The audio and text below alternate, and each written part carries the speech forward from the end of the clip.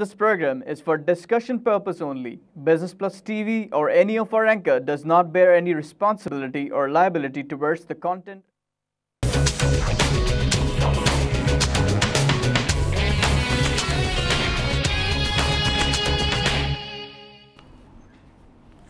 अस्सलाम वालेकुम। Business lunch के साथ मैं हूं आपकी मेज़बान महानूर अली।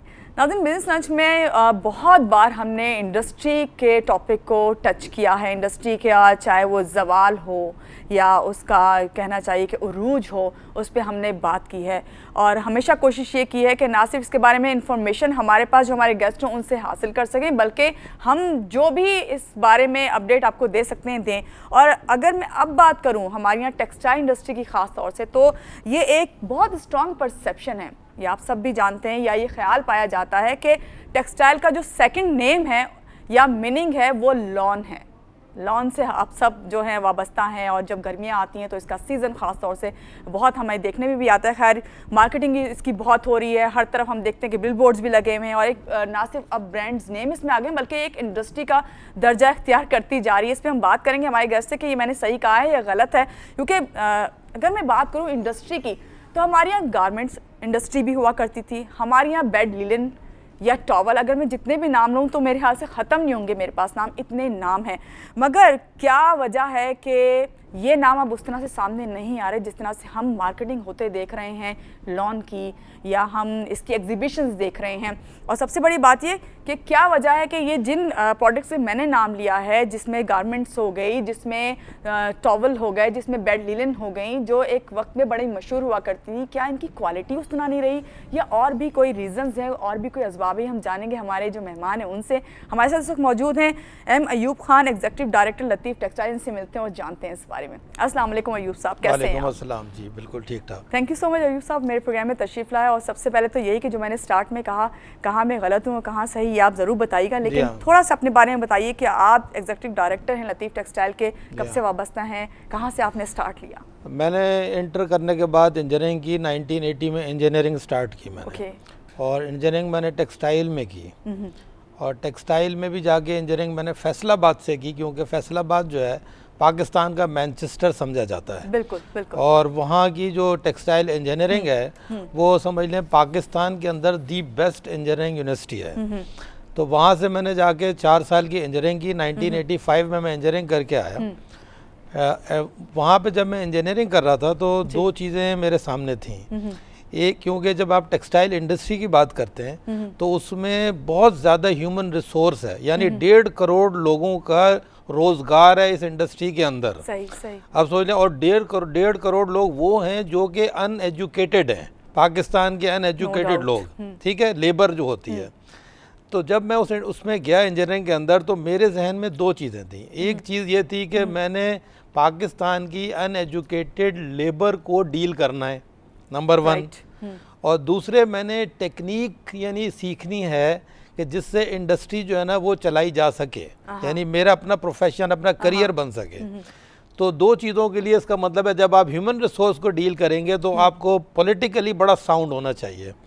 तो यानी आपको लेबर पॉलिटिक्स और लेबर हैंडलिंग और एडमिनिस्ट्रेशन, इस चीज़ के ऊपर आपका फोकस होना चाहिए। और वो भी उस वाली लेबर को जो कि अनएजुकेटेड है, अनएजुकेटेड होता हुआ बंदा, क्योंकि आपने जो प्रोडक्ट बनाना है वो अनएजुकेटेड लोगों के हाथों से बनवाना है। सही। अब उसके लिए मैंने क्या किया कि 4 साल जब मैं इंजीनियरिंग कर रहा था तो पहले साल से मैंने स्ट्रगल स्टार्ट की पॉलिटिकली, और साथ में मैं जो एजुकेशन वाइज में बहुत अच्छा था।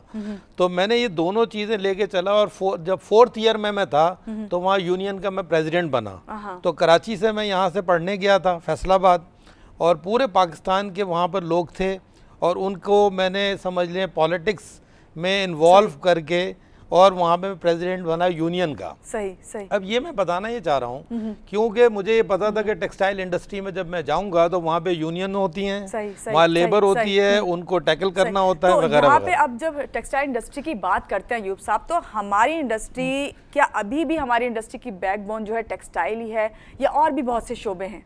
देखिए, हमारी पाकिस्तान की जो 58% एक्सपोर्ट है वो टेक्सटाइल इंडस्ट्री पे है, और 40% 40% जो एम्प्लॉयमेंट है वो पाकिस्तान की टेक्सटाइल के ऊपर है।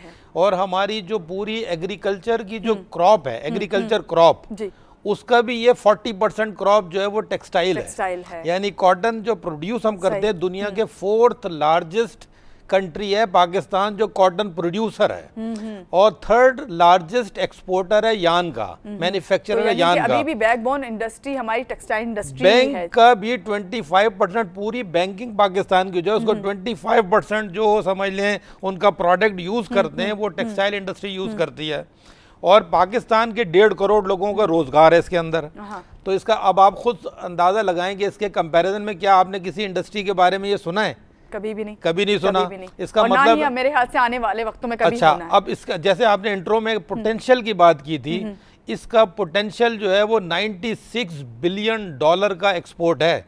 96 बिलियन का पोटेंशियल यानी क्योंकि पोटेंशियल में से कह रहा हूँ कि 3 अरब डॉलर की हमारे यहाँ कॉटन प्रोड्यूस होती है, 6 अरब डॉलर का हम फैब्रिक बना सकते हैं, और 12 अरब डॉलर का हम वैल्यू एडिड फैब्रिक बना सकते हैं। फिर इस पे सवाल ही आता है यूब खान साहब के यहाँ पे बताइए कि फिर क्या वजह है कि हम अपने टारगेट पूरे नहीं कर पाते? हमारी इंडस्ट्री जो है, जब कहें इसको जिक्र करें तो इसमें यह भी जिक्र आता है कि बहुत ज़्यादा मसाइल का शिकार भी है। ऐसे कौन से मेजर मसाइल हैं जिसको अगर हम कवर कर लें तो ये जो पोटेंशियल है इसको हम फिर इस वहाँ तक ले जा सकें, अपने टारगेट पूरे कर सकें? देखिए, ये हमेशा गवर्नमेंट की तरफ से विजन क्रिएट किया जाता है। मैं एक एग्जाम्पल देता हूँ कि इस टारगेट को हम कैसे अचीव कर सकते हैं।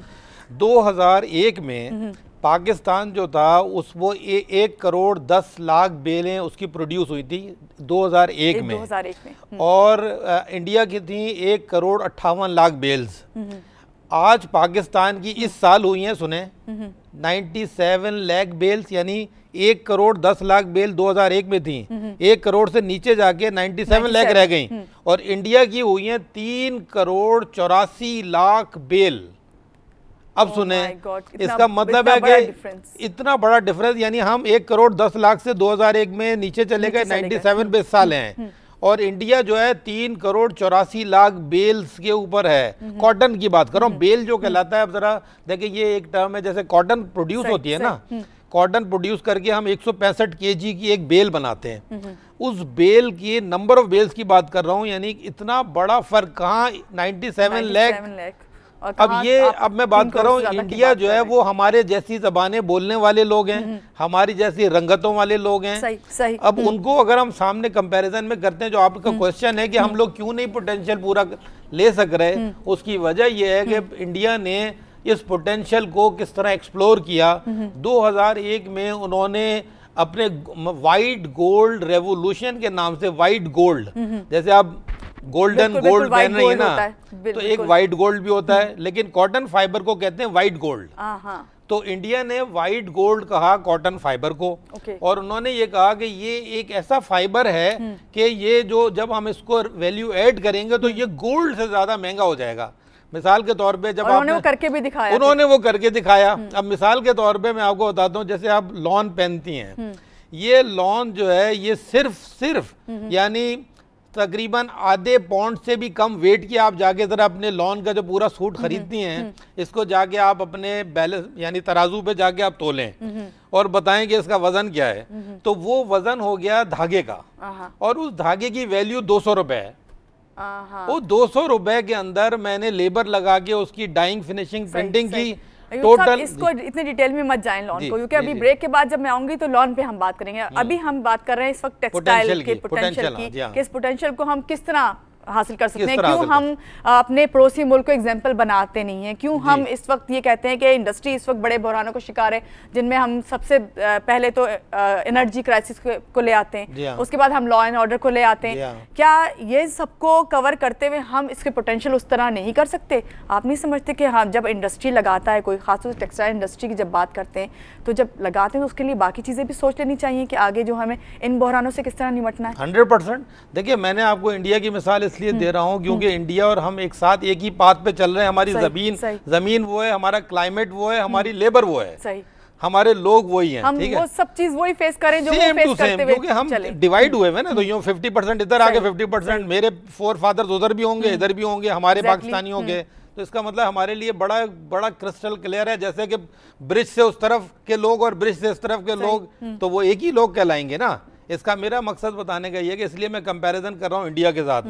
इंडिया के प्रोडक्ट्स अगर आप देखेंगे तो इंडिया की जो एक्सपोर्ट है $30 बिलियन की वो एक्सपोर्ट कर रहा है, ठीक है।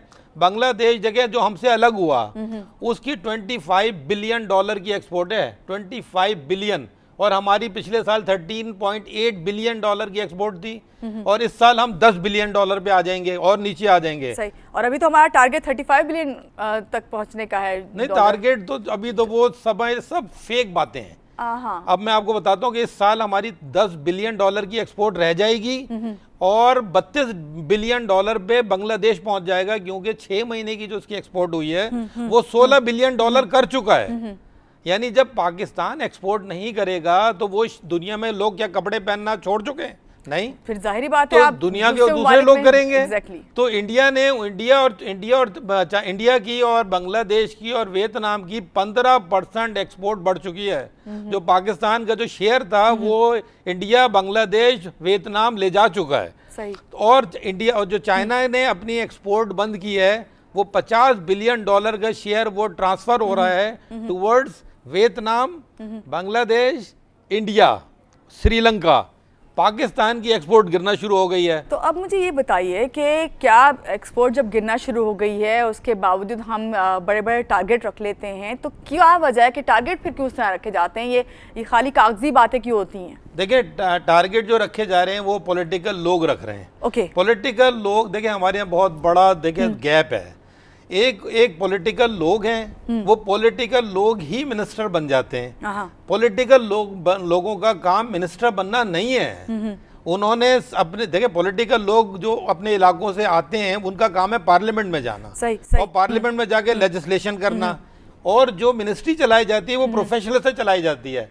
अगर टेक्सटाइल इंडस्ट्री की मिनिस्ट्री जो है वो एक प्रोफेशनल चलाए तो वो ये सारे टारगेट अचीव करके दे सकता है। सही। अच्छा, मिनिस्ट्री तो चले, एक प्रोफेशनल चलाए, टारगेट अचीव हो सकते हैं, आपकी बात बिल्कुल दुरुस्त है, लेकिन हमारी जो इंडस्ट्री इस वक्त टेक्सटाइल बेस कर रही है उसमें तमाम प्रोफेशनल, ये जो लेबर और प्रोफेशनल है, कहते हैं कि वो उनके पास काम नहीं, वो बैठे हुए हैं। किस हद तक इसमें सच्चाई है? बिल्कुल 100% सच्चाई है, क्योंकि पाकिस्तान की 100 क्या है इसकी थोड़ा सा बताइए। टेक्सटाइल मिल जो है बंद हो चुकी हैं। पहले ये रीजन था, आज से 1 महीने पहले तक, अच्छा 1 महीने यानी जनवरी के महीने के एंड तक, यानी फरवरी के 1 फरवरी तक ये रीजन था कि हमारी जो एनर्जी की कॉस्ट थी वो बहुत ज्यादा थी, ठीक है। अभी हमने बड़ी मुश्किल से उसको मीट करने के लिए LNG और ये सारी चीजें हमने इसके अंदर इंडक्ट की, और प्राइम मिनिस्टर ने ₹3 का वो भी एक रिलीफ भी दिया, ठीक है। अब ये रिलीफ का जो समझ ले इम्पैक्ट आना है ये अगले 6 महीने के बाद आना है, क्योंकि आज इंडस्ट्री दोबारा चलना शुरू होगी और चलने के बाद फिर 6 महीने के बाद अपने पाँव पे खड़ी होगी। तो जो पहले 100 मिल्स बंद हो चुकी हैं, जब एक दफा एक शिप जो है वो रुक जाए तो उसको रीस्टार्ट करना, समझ ले रेत से निकालना। एक शिप आगे रेत में फंसा, अब उस रेत से निकालना उस शिप को इंतहाई मुश्किल काम होता है। इसी तरह से टेक्सटाइल इंडस्ट्री जब एक दफा बंद हो जाती है तो उसको रिवाइज करने के अंदर 3 महीने लग जाते हैं, क्योंकि उसकी लेबर वगैरह ये दोबारा ट्रेन करना पड़ता है आपको। तो ये सारे सिस्टम को रीजेनरेट करने के लिए, रीस्टार्ट करने के लिए मजीद 3 महीने चाहिए। एक नंबर 1 बात। नंबर 2, पाकिस्तान की कॉटन इस दफ़ा जो है वो यानी 34% कॉटन कम प्रोड्यूस हुई है। यानी जो 1,50,00,000 बेलें लास्ट ईयर हुई थी वो आज इस दफ़ा हुई हैं सिर्फ 97 लाख। तो इसका मतलब है कि कॉटन को, अब आपके पास कॉटन शॉर्ट हो गई है। अब कॉटन आप ले रहे हैं इंडिया से, इंडिया सरप्लस में, उसके पास 1 करोड़ बेल सरप्लस है, वो अपने सरप्लस कॉटन हमें बेच रहा है। हर इंडस्ट्री के पास वो डिपार्टमेंट्स ही नहीं है कि वो इंपोर्ट में जाके कॉटन इंपोर्ट कर सके, कैपेबिलिटी ही नहीं है हर इंडस्ट्री के पास कि वो इंपोर्ट से करे। तो लगता है अयूब खान साहब के आगे आने वाले वक्त में हम और इंडस्ट्रीज जो है वो बंद होती हुई नजर आ रही हैं, अगर यहाँ पे 100 हैं तो। अब ये है कि अब लोगों के अंदर अच्छा बैंक क्योंकि साथ नहीं देते हैं, क्योंकि बैंकिंग प्राइवेट हो चुकी है। बैंक तो उसको पैसे देगा जो उसको वापस पैसे दे सकता हो। अगर मैं लेने जाऊंगा और मैं वापस नहीं दे सकता तो मेरी क्रेडिबिलिटी देख के वो मुझे नहीं देगा। तो बैंकिंग तो सारी हो चुकी है, प्राइवेट हो चुकी है, प्राइवेटाइज हो चुकी है। अब मसला क्या है कि जो लोग मौजूद हैं उन लोगों को कैसे रीस्टार्ट कराया जाए, उसके लिए एक तरीका है। वो सिर्फ एक ही तरीका ये है कि आप SMEs जो हैं, यानी गारमेंट फैक्ट्री के जो छोटे छोटे ओनर जो बंद करके अपनी इंडस्ट्री कराची में बैठ चुके हैं, उनको दोबारा रिवाइव करवाया जाए और वही तमाम चीज़ें गारमेंट फैक्ट्रियाँ रीस्टार्ट हों और वो उनके बायर बनेंगे तो वो अपनी इंडस्ट्री चलाएंगे। इस सिलसिले में कोई प्रपोजल दिए गए रिलेट लोगों से? देखें, ये तकरीबन हर महीने 2 महीने के बाद एप्टमा जो है उनका चेयरमैन जो है वो गवर्नमेंट से मिलता है, गवर्नमेंट से मीटिंग करता है और अखबारों में आते हैं और उनके कॉन्टिन्यूसली उनकी स्ट्रगल जारी रहती है। लेकिन उसके और गारमेंट वाले स्ट्रगल का कोई रिजल्ट, उसका रिजल्ट बहुत स्लो है, इतना स्लो है। देखें वो गवर्नमेंट और स्लो बेस पे तो फिर आप इंडस्ट्री को कहीं पे भी नहीं लेके जा सकते, नहीं कर सकते। इसके लिए बड़े फास्ट डिसीजन मेकिंग चाहिए जो इमीडिएटली इन चीज़ों को रिवाइव करे। और ये मैं बात कर रहा हूँ कि पाकिस्तान का आज टेक्सटाइल मिनिस्टर नहीं है। अगर जिस इंडस्ट्री का यानी जो बैकबोन है पाकिस्तान का उसका मिनिस्टर ही ना हो, और अगर मिनिस्टर बिठाना है तो प्रोफेशनल को बिठाएं जिसका सारी पाकिस्तान की पॉलिटिक्स से, धरनों से, किसी से कोई ताल्लुक ना हो, जो फोकस हो के अपनी मिनिस्ट्री को लेके चलाए, ना कि गवर्नमेंट को डिफेंड करने के लिए टीवी पे आके लड़ रहा हो, झगड़ रहा हो, बल्कि उसका काम फोकस्ड होना चाहिए, जैसे डॉक्टर कदीर का काम था, फोकस्ड, एटम बम बना दिया। आप क्या समझते हैं कि फोकस काम का उस वक्त तक नहीं हो सकता जब तक कि इसके लिए कोई मिनिस्टर ना हो, जब तक प्रोफेशनल मिनिस्टर ना हो, ओके, जो कि तनख्वाह के ऊपर आए और अपने प्रोफेशन की, इंडस्ट्री की फिक्र हो। उसका काम ही यही है। उसका काम प्राइम मिनिस्टर को, मिनिस्टरों को आगे डिफेंड करना ना हो, उसका काम हो सिर्फ और सिर्फ अपनी परफॉर्मेंस। अगर वो परफॉर्म इतने जब हम देखते हैं कि डिजास्टर ही समझें इसको, आप एक तरह से जो टेक्सटाइल इंडस्ट्री को डिजास्टर की तरफ ही है, लेकिन दूसरी जानिब एक और जो सवाल हमारे जहन में आता है वो ये कि जब हम सुनते थे कि जी एनर्जी क्राइसिस, जब हम सुनते थे लॉ एंड ऑर्डर का मसला है, कोई बाहर से आके आपके साथ बिजनेस करने को तैयार नहीं है, अब हम देखते हैं कि अल्हम्दुलिल्लाह ये चीज़ें थोड़ी हद तक बेहतर हो गई हैं, तो फिर भी हमने यहाँ पे देखा कि और डिक्लाइन ही आ रहा है। देखिए, आप देखें परवेज मुशर्रफ के दौर में आपको लॉ एंड ऑर्डर का मसला नहीं था, एग्जैक्टली, ठीक है, कराची बिल्कुल पुरसुकून था, लेकिन हमारी एक्सपोर्ट क्यों नहीं बढ़ रही थी? इसका मकसद ये था कि हमारे पास, जो मैं बेसिक बात कह रहा हूँ, प्रोफेशनलिज्म ही नहीं है। अगर प्रोफेशनलिज्म नहीं, अगर उस जमाने में भी प्रोफेशनल, आपकी इस बात से मैं 100% एग्री करती हूँ कि अभी लास्ट मैंने जो शो किया है वो मैंने एग्जीबिशंस पे किया और वो भी ये टेक्सटाइल बेस ही था, क्योंकि अभी आपको पता है कि एक्सपो में जो है टेक्सपो के नाम से जो है वो हुआ। उसके बाद यही बात आई कल का जो शो था मेरा, उसमें कि प्रोफेशनलिज्म हमारे यहाँ बिल्कुल नहीं है, बिल्कुल नहीं है। तो जब आपके पास प्रोफेशनलिज्म नहीं है तो आप काम को कहाँ से फिर स्टार्ट करेंगे? फिर तो जो अगर हैं भी वो, उनको भी उन्हीं का साथ देना पड़ेगा जो आगे आगे जा रहे हैं। देखें, हमें बड़े बड़े नाम नहीं चाहिए, फिर हम हमेशा मिसाल देते रहेंगे इंडिया की बैठ के, मिसाल देते रहेंगे बांग्लादेश की। हमें मिनिस्ट्री में बड़े नाम नहीं चाहिए, हमें मिनिस्ट्री में ऐसा मिनिस्टर नहीं चाहिए जिसके पीछे हजारों लाखों आदमी हों जो वोट डालते हों। मिनिस्ट्री के अंदर मिनिस्टर वो चाहिए जिसके पीछे कोई आदमी ना हो। अच्छा, यहाँ पे एक सवाल ये भी ध्यान में आता है, शायद हमारे नाजरीन के भी आ रहा हो, कि हम चले मिनिस्ट्री को एक साइड पे रख देते हैं, मगर हमारे यहाँ जो टेक्सटाइल इंडस्ट्री चला रहे हैं वो लोग तो प्रोफेशनल्स हैं ना। नहीं, टेक्सटाइल इंडस्ट्री का जो ड्राइवर है वो मिनिस्ट्री है। ओके, उसकी वजह क्या है कि देखें, ये थोड़ा सा हमें समझाता हूँ आपको। देखें, एक इदारा होता है, उसका जो सीईओ होता है, टेक्सटाइल इंडस्ट्री जो है पाकिस्तान की इंडस्ट्री है, समझे, एंकर जो है वो जहाज का, उस शिप का, जी, वो कैप्टन जो है वो एक्चुअल में उसका मिनिस्टर है। सही, वो मिनिस्टर आपकी बात सुनेगा कि आपकी क्या रिक्वायरमेंट है एज ए गारमेंट मैन्युफैक्चरर, यान मैन्युफैक्चरर मेरी क्या रिक्वायरमेंट है, कॉटन प्रोड्यूसर उसकी क्या रिक्वायरमेंट है, और जो डिजाइनर्स हैं उनकी क्या रिक्वायरमेंट है, और ब्रांड मैनेजर्स की क्या रिक्वायरमेंट है कि ब्रांड्स कैसे बनाए जाएंगे और किस तरह से पाकिस्तान की कॉटन को वैल्यू ऐड करके $50 बिलियन तक पहुंचाया जाएगा। तो वो एक आदमी सुनने वाला चाहिए जो उन सबका सरबराह होगा, ताकि वो उनके मसाइल, ताकि उन सबके मसाइल डे टू डे हल कर रहा हो, डे टू डे। ये नहीं है कि वो लोग एहतजाज करने के लिए खड़े हुए हों और इसके लिए लॉन्ग टर्म प्लानिंग भी नहीं कामयाब हो ही नहीं सकती ना, जब तक कि ये फैसला नहीं किया जाएगा, यानी कंट्री लेवल के ऊपर कि टेक्सटाइल इंडस्ट्री एक बैकबोन है, उसमें 1.5 करोड़ लोगों का एम्प्लॉयमेंट है, उस एम्प्लॉयमेंट को और जनरेट करना है, और उसके लिए एक ऐसा फोकस्ड 5 साल के लिए मिनिस्टर चाहिए जो इनकी डे टू डे इन्हीं की बात सुने और इनके मसाइल रिजॉल्व करे और इनसे टारगेट मांगे। सही, तो कि भाई ये आपने टारगेट देना था, आपने ये टारगेट देना था, आपने ये टारगेट देना था। आए दिन हमारे यहाँ एप्टमा की आपने भी कहा कि मीटिंग्स होती हैं और प्रपोजल्स जाते हैं, इसके ऊपर क्यों नहीं सबसे ज़्यादा जोर डाला जाता कि आप लोगों की जो मिनिस्ट्री है उसको लेके आया जाए और प्रोफेशनल को लेके आया जाए, क्या इसके लिए अभी तक कोई आप लोगों ने? देखें, मुख्तलिफ लोगों के मुख्तलिफ कॉन्सेप्ट्स हैं। हाँ, जो क्वालिफाइड लोग हैं दुनिया के अंदर वो इस कॉन्सेप्ट को सबसे ज्यादा प्रमोट करते हैं। फॉर एग्जांपल कि जितनी मल्टीनेशनल कंपनी है इसका आपको कभी ओनर नजर नहीं आएगा,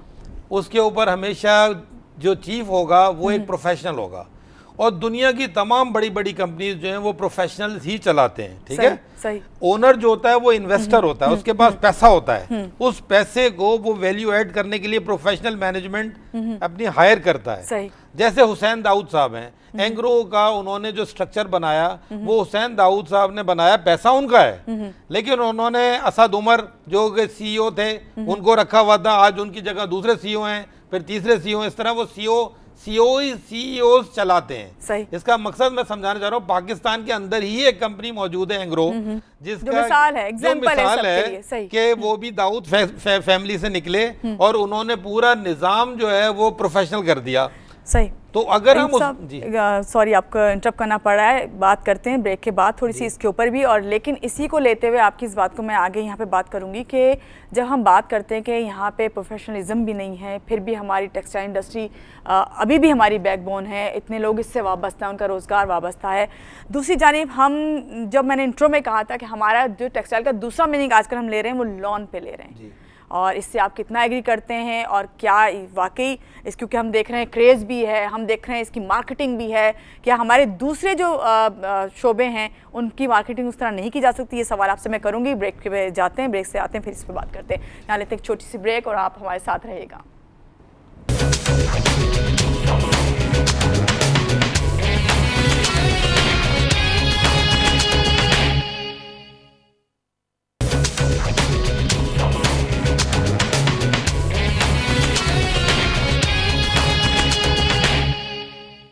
जी, ब्रेक से आ गए वापस, और ब्रेक पे भी बात टेक्सटाइल इंडस्ट्री के हवाले से ही हो रही थी, और अयूब खान साहब मेरे साथ हैं, और मैं यहाँ पे पढ़ भी रही थी अयूब खान साहब प्रोग्राम से पहले भी और अभी भी मैं ब्रेक में, कि मुल्क की सबसे बड़ी सनत टेक्सटाइल 1.5 करोड़ से ज़्यादा अफराद को रोज़गार फराहम करने के साथ साथ मुल्क की मईशत में अहम किरदार अदा कर रही है, लेकिन हुकूमत की अदम तवज्जो का शिकार है। मुख्तलिफ इसके ऊपर बातें हैं, जिसमें हमने GSP+ का भी जिक्र है, जिसमें यह भी कहा कि आखिरी 6 माह में टेक्सटाइल की दरामदाद अभी 2015 में 21% तक गई।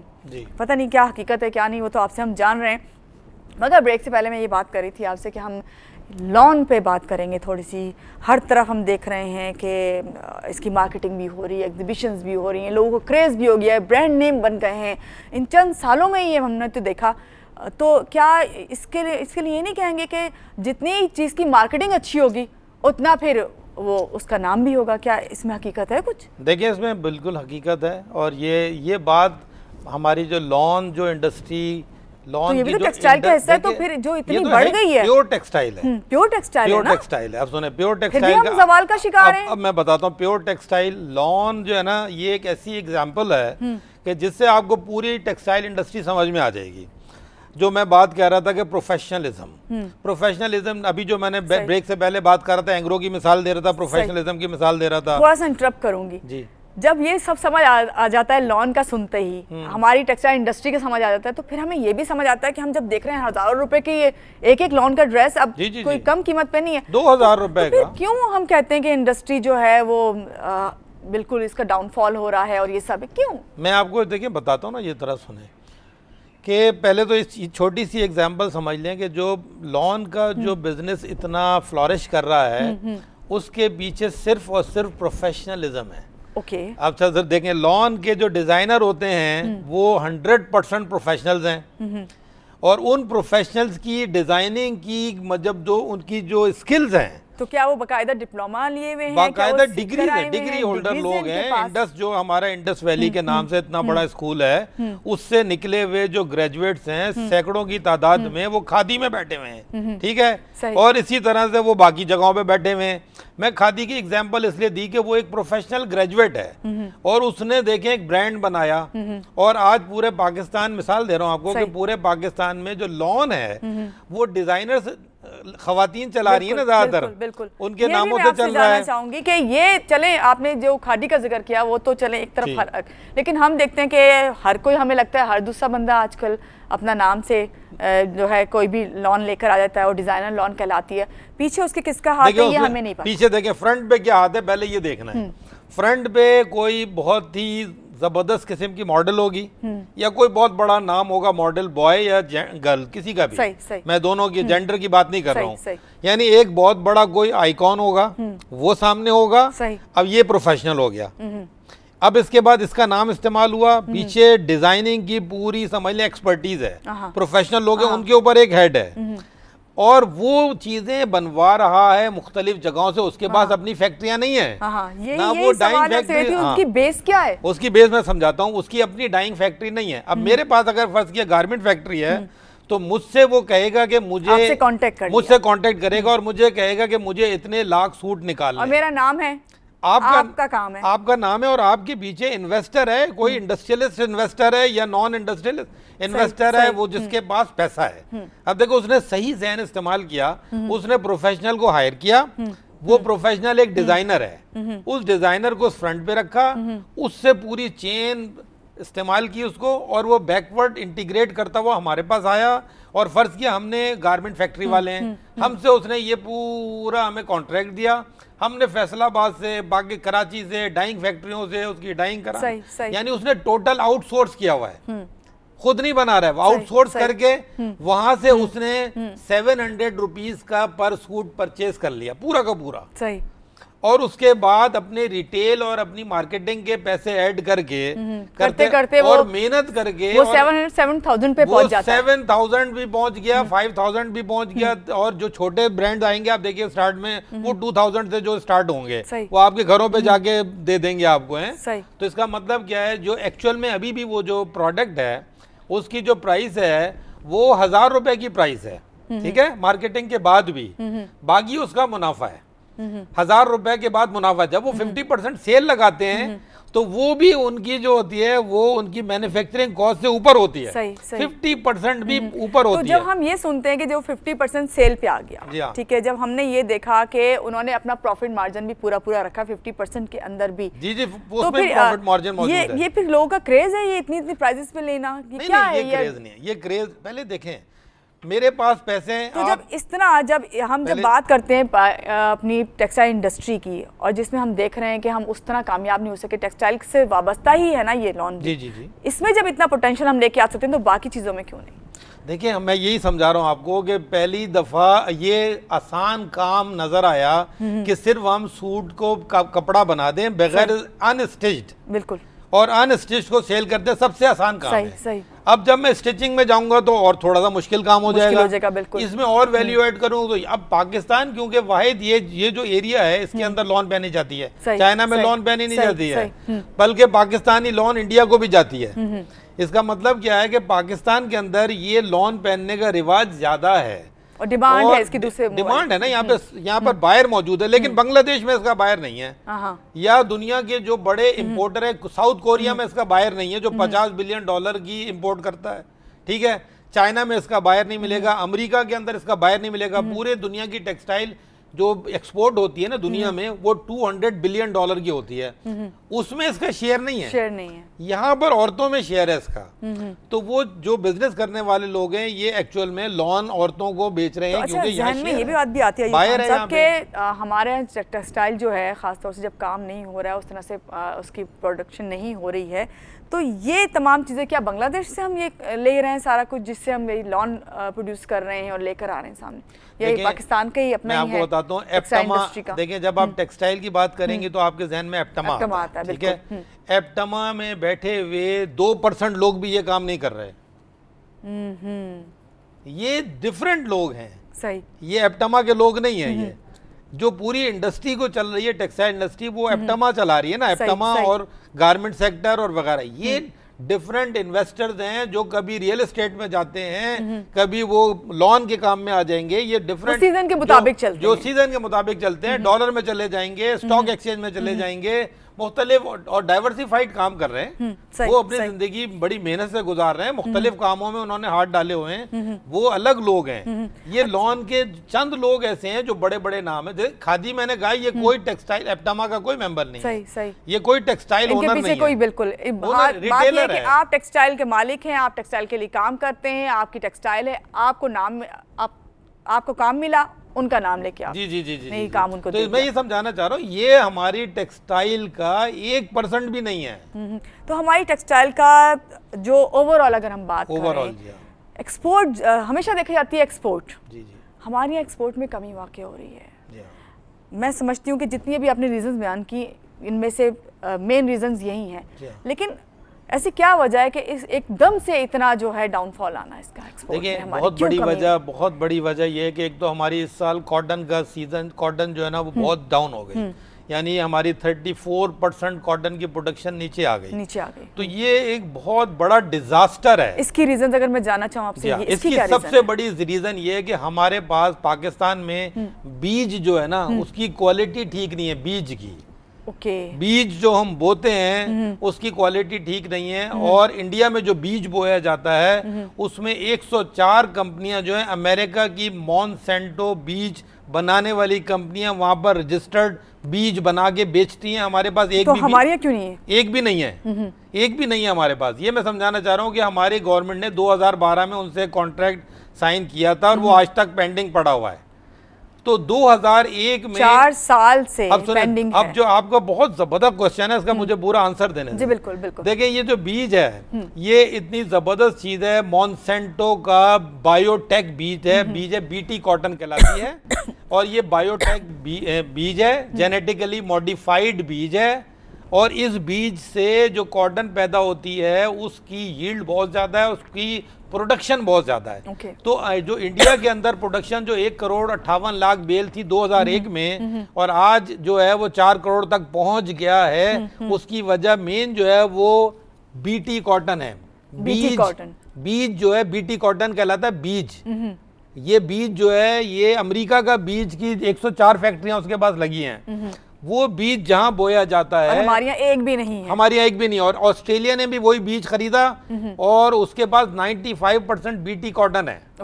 पाकिस्तान के अंदर बीटी कॉटन जो है स्मगल्ड होकर आए थे बीज, और वो स्मगलिंग का इस्तेमाल किया गया। इस साल वो स्मगल्ड बीज जो है अपनी स्ट्रेंथ खत्म कर चुका है, वायरस हो गया उसे, और वो बीज खराब होने की वजह से हमारे पाकिस्तान की कॉटन क्रॉप खत्म हो गया। मैं समझाना क्या चाह रहा हूँ, सिर्फ एक बीज की पॉलिसी ना बनाने की वजह से पाकिस्तान की कॉटन अगले सालों में भी तबाही का शिकार। अभी 34 है तो उससे डबल भी हो सकती है। और हमारी कॉटन की कॉस्ट हमें ज्यादा आती है पैदा करने में। अगर हम वो बीज इस्तेमाल करेंगे तो हमारी कॉटन की कॉस्ट कम हो जाएगी और प्रोडक्शन बढ़ जाएगी।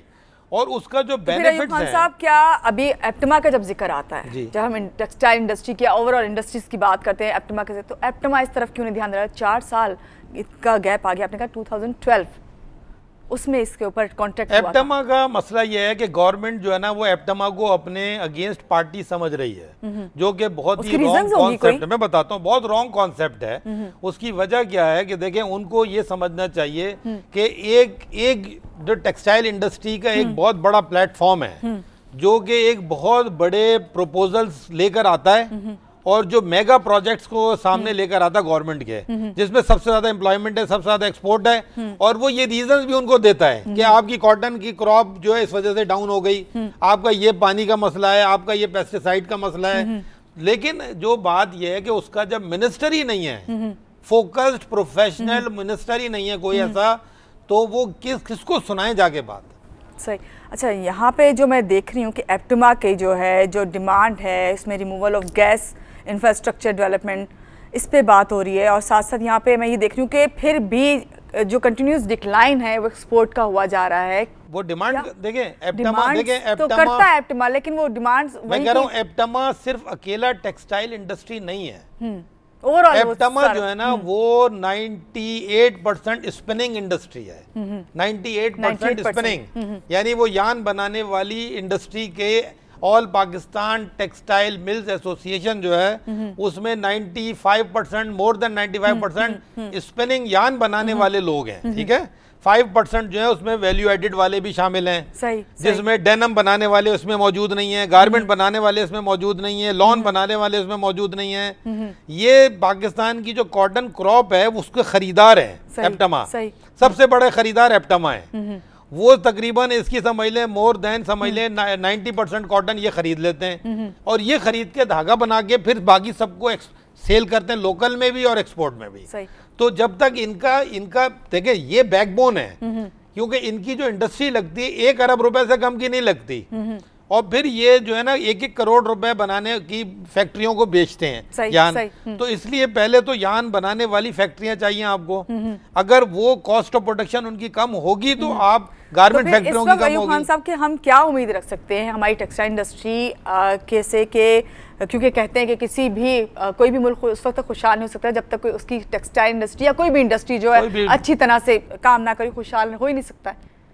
कोई भी मुल्क खुशहाल नहीं हो सकता। पहले तो देखें, अगर आपके 10 बच्चे हैं, अगर उन 10 बच्चों को आप रोजगार नहीं दे सकते, अपने बच्चों को आप 10 बेटे बड़े करें और 10 बेटे फालतू घर में बैठे हुए हों और उनको रोजगार ना मिल रहा हो, तो पहला आपका क्या काम होगा? आप उनको रोजगार दिलवाएंगे। तो वो कंट्री, वो तमाम कंट्रीज जिनके पास बच्चे बहुत हैं एक-एक घर में, उन सारे बच्चों को, यानी जैसे हम पाकिस्तानियों के देखें, जो यंग जो पॉपुलेशन है मेन जो है वो हमारे यंगस्टर्स हैं। सही। इन लोगों को अगर हम यूटिलाइज नहीं करेंगे, पॉलिसी नहीं बनाएंगे यूज करने की इनको, तो हम कभी भी आगे नहीं जा सकते। टेक्सटाइल इंडस्ट्री वाहिद इंडस्ट्री है जिसमें एक गारमेंट का सूट बनाने के लिए भी हम बैठे ना, तो उसके लिए भी 5 आदमी लगते हैं। सही। आपने जब गारमेंट्स का जिक्र किया है, मैंने प्रोग्राम के शुरू में किया था, जिसमें मैंने कहा था ज़रूर मैं आपसे बात करूंगी कि ये भी एक इंडस्ट्री, गारमेंट्स इतना पीछे। फिर मैंने आपसे कहा था कि आप टॉवल का जिक्र किया था, एक डिमांड थी हमारे इन सब की, ये इन सब पे इसको क्या हुआ, इन पे क्यों इतना? देखिए, टॉवल पाकिस्तान का इस टाइम भी सबसे बेस्ट एक्सपोर्ट हो रहा है। $2 बिलियन से ऊपर की टॉवल की एक्सपोर्ट है। और आपकी टेक्सटाइल भी शायद इसी से वाबस्ता है। हमारी जो टेक्सटाइल है वो भी पूरी हम इसको टॉवल इंडस्ट्री को देते हैं। पाकिस्तान में डेनम का एक्सपोर्ट बहुत जबरदस्त हो रहा है। सही। और वो क्योंकि डेनम हमारे यहाँ, हम पाकिस्तान में तो हम लोग कम पहनते हैं ना, लेकिन डेनम दुनिया में, तो पाकिस्तान के कॉटन से बनी हुई डेनम जो है वो दुनिया में जा रही है। तो डेनम इंडस्ट्री और टॉवल इंडस्ट्री इस टाइम कामयाब है पाकिस्तान में।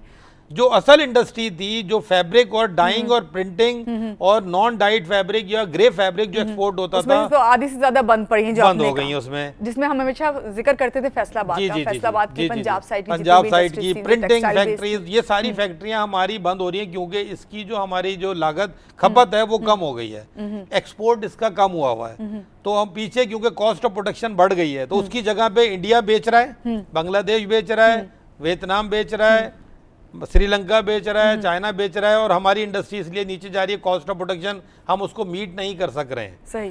जिसमें ये सारे फैक्टर्स हैं, जिसके अंदर आप एनर्जी का फैक्टर है, कॉटन का फैक्टर है, बाकी तमाम फैक्टर जो GIDC का जो जिक्र किया है वो सारे फैक्टर हैं, और प्रोफेशनलिज्म ना होने का फैक्टर है, और सबसे बड़ा फैक्टर है प्रोफेशनल मिनिस्ट्री ना होने का। अगर प्रोफेशनल मिनिस्ट्री नहीं होगी, आप अगले 10 साल भी ऐसे ही खड़े रहेंगे, क्योंकि 2001 में भी आप ऐसे ही थे। और मैं नहीं समझती फिर आगे 10 सालों में, आने वाले सालों में कोई भी टेक्सटाइल की तरफ और तवज्जो देने की कोशिश नहीं। अब देखें, जो बड़े बड़े इंडस्ट्रियलिस्ट हैं वो सीमेंट फैक्ट्रियां लगाते हैं, बैंक परचेज करते हैं, स्टॉक एक्सचेंज के अंदर पैसा खर्च करते हैं, रियल एस्टेट बाहर से आके आपके लिए कोई, मैं कह रहा हूँ रियल एस्टेट में पैसा लगाते हैं। दुबई जाके क्यों पैसा लगाते हैं? इसलिए वो कारोबार के लिए लगाते हैं। पर कराची में क्यों रियल एस्टेट में पैसा लग रहा है? इसलिए लग रहा है क्योंकि कारोबार के लिए लग रहा है। टेक्सटाइल इंडस्ट्री के अंदर क्योंकि इतना प्रॉफिट मार्जिन नहीं है तो उसमें नहीं लगा रहे, सीमेंट इंडस्ट्री लग रही है, दूसरी तरफ पावर इंडस्ट्री बहुत लग रही है। जो हमारे यहाँ टेक्सटाइल इंडस्ट्री है, इसकी जब पोटेंशियल की बात करते हैं तो फिर हम नहीं समझते कि कहीं पे हमें पोटेंशियल नजर आ रही है कि लोग इसकी इंडस्ट्री लगाएं, जब जो इसको लगाते हुए जिनके पास इंडस्ट्री थी भी, टेक्सटाइल की फैक्ट्रीज थी भी, वो जो है दूसरे बिजनेस की तरफ जा रहे हैं। देखें, अगर गवर्नमेंट कोई ऐसी आ गई जो कि इंशाल्लाह अल्लाह ने चाहा तो आएगी, क्योंकि देखें सब लोग पढ़े लिखे हो गए और मीडिया हमारा बहुत आज़ाद हो चुका है, हमारे जैसे लोगों को भी देखें बोलने का आज मौका मिल गया। इसका मकसद क्या है कि ये आवाज़ें जो है ना ये ख़त्म नहीं होंगी, इससे फ़ायदा ही होगा कि फ्यूचर में बोलने का मौका इसलिए मिला अयूब खान साहब कि आपको एक्सपीरियंस, और फिर वो प्रोफेशनलिज्म की बात करते हैं। एक्सपीरियंस लेके हकीमों की तरह मर जाते थे, किसी को, हमसे पहले भी लोग ऐसे ऐसे यहाँ पे थे जो ये बातें जानते थे, लेकिन उनको मौका नहीं मिला उनको बात करने का। आज हमें अगर मौका मिल रहा है बात करने का, और आपके प्रोग्राम में आपने हमें बुलाया या कोई भी बुला रहा है, हमारे जैसे जिन लोगों की आवाज़ सुनी जा रही है, अब जा रही है आगे आवाज़, और ये आवाज़ें बढ़ते बढ़ते अगली जो पॉलिटिकल पार्टीज आएंगी, अगले जो हुकूमतें आएंगी, इंशाअल्लाह अल्लाह ताला की मदद से, अगर हम लोगों को अल्लाह ताला की तरफ से कोई रहमत आ गई और हमारी अच्छी हुकूमतें भी आ गई, ऑनेस्ट भी आ गई, हम रखते हैं होप के बगैर कोई भी बिजनेस नहीं कामयाब हो सकता। जब देखें, जब हम लोगों ने ये फैसला कर लिया है कि हमने मुल्क छोड़ के भागना नहीं है, कैनेडियन नेशनैलिटी नहीं लेनी है, और हमने इसी मुल्क में रहना है, अगर ये फैसला कर लिया, जब मैंने आज तक कोई पेपर आज तक नहीं फिल किया दुनिया भर की किसी भी इमिग्रेशन का। सुने, एक चीज और आपसे जानना चाहूंगी, आपने जिस तरह भी बताया कि जो टेक्सटाइल इंडस्ट्री से वाबस्ता थे वो छोड़ के इस साइड को आप दूसरी तरफ इसलिए जा रहे हैं कि जाहिर बात है हर कोई चाहता है उसको बिजनेस जो भी करे उससे प्रॉफिट हो, ये एक फर्स्ट जो है आपका स्टेप ही इसलिए होता है। बात यहाँ करूंगी कि जब इस तरह ये लोग छोड़ के जा रहे हैं, मगर हम ये भी देख रहे हैं कि टेक्सटाइल में और भी टेक्सटाइल के अलावा जो दीगर शोबे उनमें हमारी डिमांड बढ़ती जा रही है, तो हकीकत नहीं है कि उस तरफ भी जो डिमांड बढ़ती जा रही है तो उस तरफ जाने में कोई ऐसा नहीं कि आपको फायदा नहीं है तो आप नहीं जाना चाहिए आप। देखिए मैं खुद मैं एक प्रोफेशनल और दीगर शोबे तो पाकिस्तान से वाबस्ता है ना, क्यों इंडस्ट्री। देखिए मैं एक प्रोफेशनल हूँ, मुझे पैसा जब मैं कोई किसी चीज से मोहब्बत करके थोड़ी बैठ गया कि मैंने टेक्सटाइल ही बनाना है। सही और भी तो हैं चीजें, और भी शोबिज़ में डिमांड है पाकिस्तान बिजनेस का। देखिए अब आस्ता आस्ता आप देखें फिल्म इंडस्ट्री आ गई है, रिवाइवल हो रहा है फिल्म इंडस्ट्री का। आपका ये देखें अपना टेलीविजन का रिवाइवल हो गया, प्राइवेट चैनल कितने खुल चुके हैं, आप क्या समझ रही हैं, उसमें लाखों लोग जॉब कर रहे हैं ना। ये पूरी इंडस्ट्री है।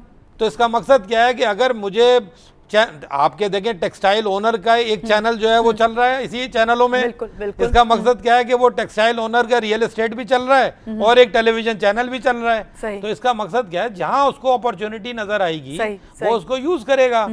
बिजनेसमैन का काम है अपने पैसे को बढ़ाना, प्रॉफिट कमाना। बिल्कुल, thank you so much, thanks a lot. बहुत अच्छा लगा कि आपसे ना सिर्फ टेक्सटाइल इंडस्ट्री पे बात हो सकी बल्कि बहुत सी ऐसी इन्फॉर्मेशन मिली जो मैं समझती हूँ कि जिसको अगर हम फौरी तौर पर हल कर लें तो टेक्सटाइल इंडस्ट्री कहीं भी अभी हम पीछे नहीं हैं और अभी भी उसी तरह बैकबोन है हमारे पाकिस्तान में जितनी भी इंडस्ट्रीज़ हैं और वाबस्ता हैं लोग इनसे। बहुत शुक्रिया मेरे प्रोग्राम में तशरीफ़ लाया। और नाज़रीन आपको यही कहूँगी कि जिस तरह अयूब खान साहब ने कहा कि ना सिर्फ हमारी जो इस वक्त टेक्सटाइल इंडस्ट्री इसमें पोटेंशियल है पाकिस्तान की, बल्कि इसमें जिस चीज़ की सबसे ज़्यादा ज़रूरत है वो है प्रोफेशनलिज्म की। और मैं समझती हूँ कि हम जब भी किसी टॉपिक को लेके आते हैं या कोई बात करते हैं या किसी भी चीज़ के ऊपर इंफॉर्मेशन लेते हैं तो उसमें प्रोफेशनलिज्म जो है वो सबसे ज़्यादा काउंट करता है। जो वो किसी भी फील्ड में आप बात करें और काम करने की बात करें, जब तक प्रोफेशनलिज्म से लोग वाबस्ता लोग नहीं आएंगे किसी भी फील्ड में, वहाँ आप तरक्की नहीं कर सकते। इसी बात के साथ महानूर अली को दीजिए इजाज़त। अल्लाह हाफ़िज़।